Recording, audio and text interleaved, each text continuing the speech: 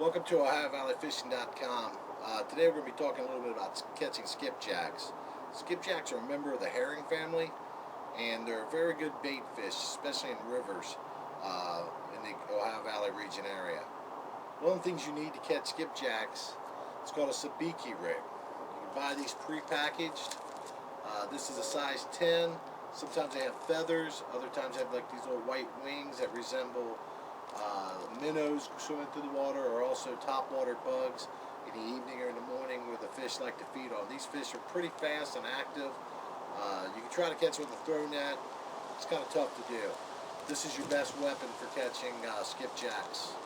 Skipjacks are usually found in the mouths of rivers and creeks. They run heavy throughout the summer in our rivers and our creeks. The big thing to remember is they're going to be most active in the morning and the evenings. A little bit about the sabiki rig.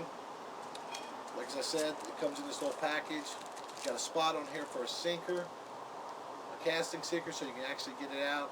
You want to use about a 1/4 ounce on that, depending on the water current, but a 1/4 ounce usually work. The other end you tie to your line. It stretches out to be about 3 foot long. It's got a series of hooks.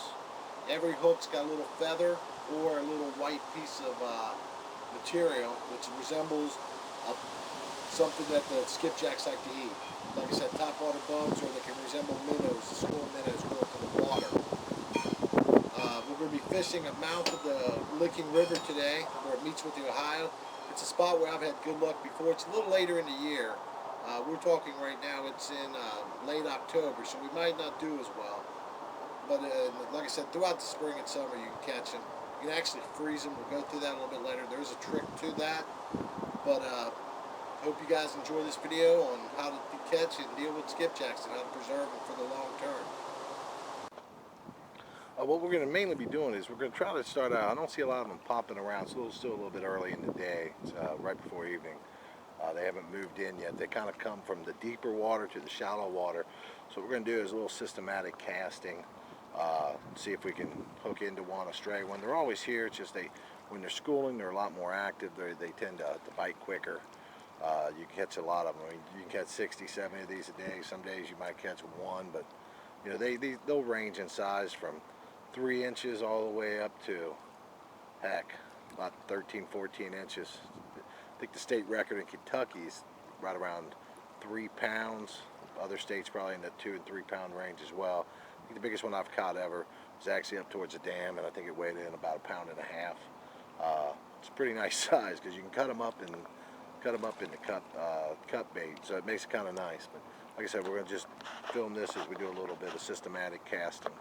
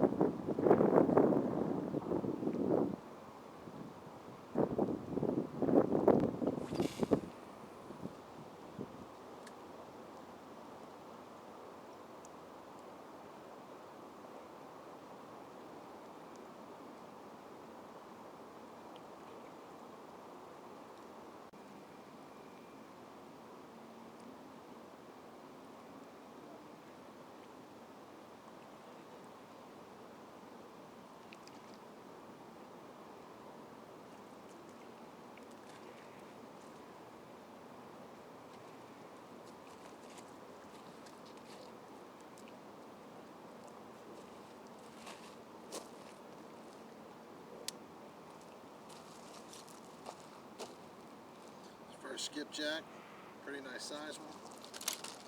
I'll put them in the cooler. Pretty nice one. Okay, so we're back from catching those skipjacks a little bit earlier. Today, the big thing I want to show you is the different sizes the skipjacks come in. These are the two that we caught earlier. These are some frozen ones. This is actually one of the biggest skipjacks I think I've ever caught. Caught that a few weeks ago, got it frozen. This one here is a little bit smaller than that, but this is the smaller size. What's good about the smaller size is you can actually use just one of these as your bait. You can actually put the whole thing on your hook. It's more of a natural presentation for your fish. If you're going to use these for the walleye, that's what they're going to prefer actually, is the whole ones. You cut them up, they probably won't mess with it. But this one here is about a medium-sized one, and what's nice about this is you can actually cut this into 3 pieces. You use the head, the midsection, and then the tail. It's all good. Some people will prefer the head. I actually do. I think I do better with the head. I used to like the tail though. And the guy I talked to the other day, he said he only likes to use the middle section. He does the best with. So in other words, it's just a preference thing, and you know, you're going to have your luck with one of the sections. So just, you know, don't worry about which one you got. It really in the end won't matter. So you'll get, like I said, 3 pieces out of this. This one here you'll get a little bit more out of. Like I said, it's a larger skipjack. The one thing you can notice about the skipjack is that they are an oily fish. They do have scales. You can actually, probably, I don't know if you can catch that gold sheen on them when they're fresh. The thing to remember is the fresher the skipjack, the better off they are. I keep them frozen because you can only catch them. You can't catch them all the time. I like to catch them in bunches and freeze them. I do pretty good with them, but I always feel that the fresher they are, the better they are. This large one here, you can actually fish with all day. You can cut this into sections all the way up, but then you also, after you cut them in this, you can probably wind up cutting in half, so you could probably fish with this one all day. Like I said, these were previously caught, the 2 large ones here. Same way with this one here, but like I said, I would prefer to use this just on its own. So after you get them home, first thing you want to do is you want to make sure that when you do, before you freeze them, that they're not going to be wet. Take water, rinse them off real quick, take a paper towel, pat them down. You don't want to squeeze them, you just want to pat them down and get ready to bag them. Cold water is the best to use, don't use warm. But like I said, you just want to make sure you get all the water off without hurting them, because you want to bag them as dry as possible. If you got a vacuum seal, that's the best way. You don't want freezer burn on them. Once you get that freezer burn on them, when they defrost, they tend to not be as firm of the flesh. They won't stay on your hook as well. They're just not as good to fish with. So what you want to do is you want to take them, and you don't want to put them all in the same bag.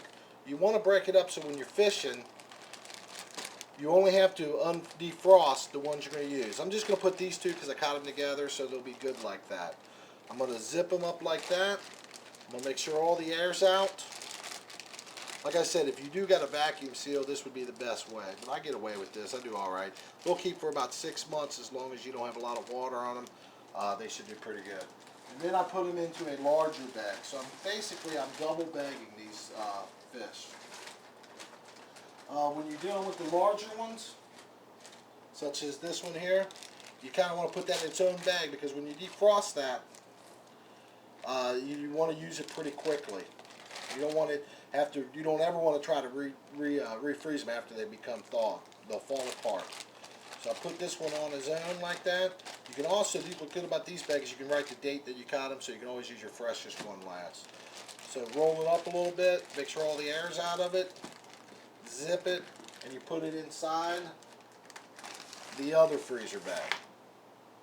And that's the main thing you want to do. Of course, when you got a fish this big, it's going to have its own freezer bag by itself.